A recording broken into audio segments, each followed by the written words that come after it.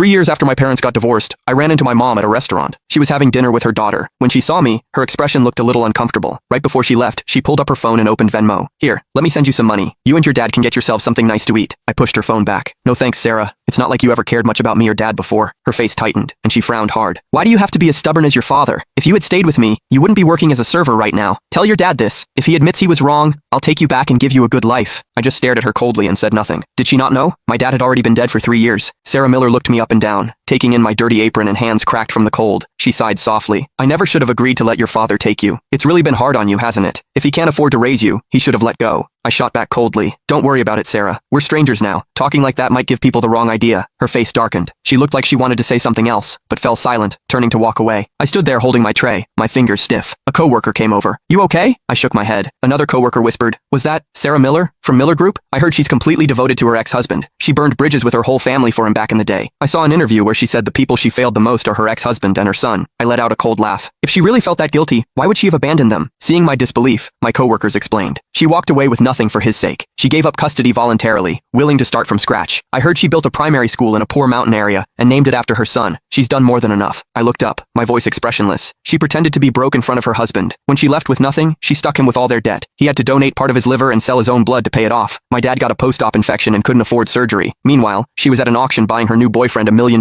watch. She wouldn't even pay for my dad's medical bills. And to protect some guy she was seeing, she hit me so hard she damaged my ear. I can't play the piano anymore because of her. Everyone went quiet. My coworker's eyes went wide. I stayed perfectly calm. Yeah, I'm her son. They shut up immediately. After a moment, one asked, but didn't you just say your dad is already... I didn't answer, lowering my head to kept working, shutting out the gossip. After my shift, I bought a bunch of white chrysanthemums and a birthday cake. At the cemetery, I set the cake in front of the headstone, where my dad's smiling picture looked back. I crouched down, softly singing, Happy birthday. Happy birthday, Dad, I whispered. I ran into her today. I don't think she knows you're gone yet. The next day, the restaurant was eerily quiet when I showed up. My mom was sitting in the middle of the dining room, an untouched cup of tea in front of her. Her face was dark. The manager wiped sweat off his forehead, forcing a smile. Ms. Miller, we'll definitely look into what happened yesterday and get back to you with an explanation. Before he could finish, her eyes locked onto me, hitting me with a familiar wave of pressure. I walked over, my voice hard. Sarah, what do you want? She looked up, her tone ice cold. Something was wrong with your food yesterday. My daughter got sick on the way home. Her father is very upset. I smiled tightly. So, are you using this as an excuse to come after me? Or do you want to drag me and my dad over to apologize to Caleb like you did 3 years ago?